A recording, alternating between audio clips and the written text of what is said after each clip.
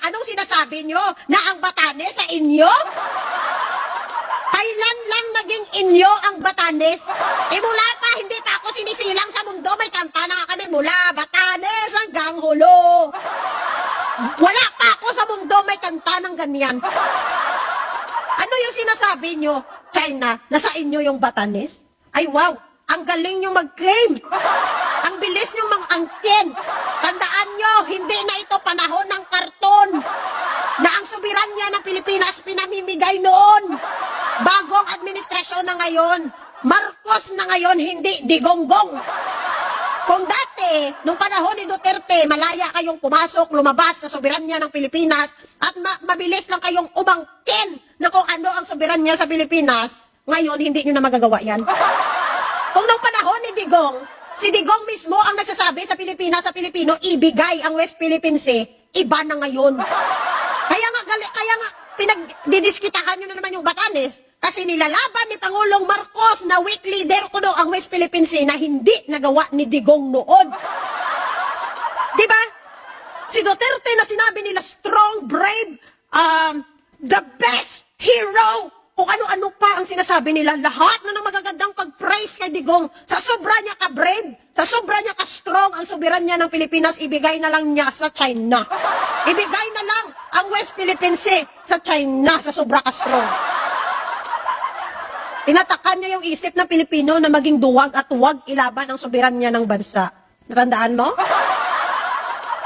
Iba na ngayon, China. Hindi nyo na makukuha ang gusto nyo at hindi nyo magagawa ang gusto nyo. Hindi na po si Digong ang namumuno sa Pilipinas. Ang leader namin ngayon ay may malasakit at magmamahal sa aming bansa at pinoprotektahan ang kung ano man ang para sa Pilipinas, ang soberanya ng Pilipinas. Kaya nga hirap na hirap kayo ngayon dyan sa West Philippine Sea. Kaya ngayon, pinagdiskitahan nyo na ngayon yung Batanes. Diba? Bakit kaya hindi nyo na lang ang kinin China, yung Encantadia?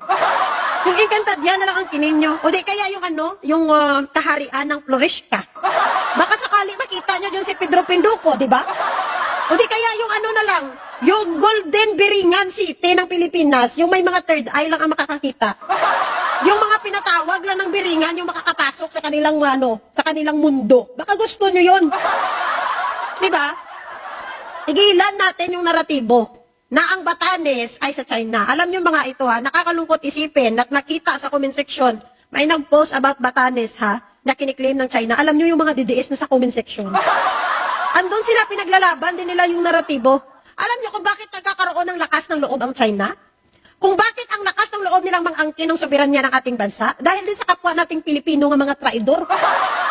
Na imbes protektahan, ilaban ang ating soberanya, nandyan sila sa comment section, pinaglalaban ang naratibo ng China na sa kanila ang Batanes. Mga traidor. Diba?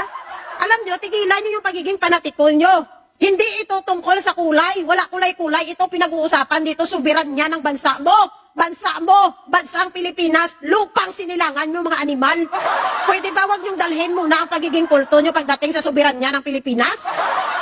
Hindi po pwedeng aangkinin lang nila ng ganun-ganun ang soberanya ng Pilipinas. Hindi porket sinabi ng inyong mga puon. Ayan ba yung demand? Yun ba yung command sa inyo ng puon nyo? Kaya nandyan kayo sa comment section, pinaglalaban nyo yung China? Imbes na yung bansa mo, hindi ka nahiya sa sarili mo? Imbes na ipaglaban mo yung bansa mo, China pa yung kinampihan mo! Bakit kaya hindi ka na lang umalis sa Pilipinas at doon ka na lang manirahan sa China para ma-feel mo din kung ano ang buhay nila doon? Diba? Hindi yung dito ka sa Pilipinas, Pilipinong buo ka, Pilipinong dugo na nanalaitay sa'yo, tapos yung diputa, mas gusto mo pang kumampi sa China? Mas sabi pa ng mga DDS, oo, ang Batanes sa China yan! Ang kinin nyo na yung Batanes! Kunin nyo na yung Batanes, mga China, sakupin nyo na yung buong Pilipinas kung pwede, ay mga diputa! Hindi kasi nagawa ng tatay nyo noon na mapasakop ang Pilipinas sa China, kaya tinutuloy-tuloy nyo yung naratibo na gusto nyo magpasakop sa China. Kung hindi ka ba naman tanga, Pilipinas, bansa mo, lupang sinilangan mo yung pinag-uusapan, tapos ipamimigay mo lang ng ganun-ganon? Kala mo naman yung bansa mo, lumang damit mo lang na ibigay mo lang kung kanino mo gusto. Hindi pwede yun. Bahala na magkalamatay tayo sa bansang sinilangan natin kung pinaglalaban natin. Hindi yung diputa ka mga DDS, kamo yung kaduwagan ni Duterte na pinamana sa inyo, sinasabuhay nyo pa rin. Diba? Mag-isip tayong mabuti. Atin po ang Batanes at hindi sa China. Sana lang mga kababayan kong Pilipino, walang kulay ngayon dyan pagdating sa ganyan. Iba yung usapin natin sa politika at iba din po yung usapin natin pagdating sa soberanya ng ating bansa.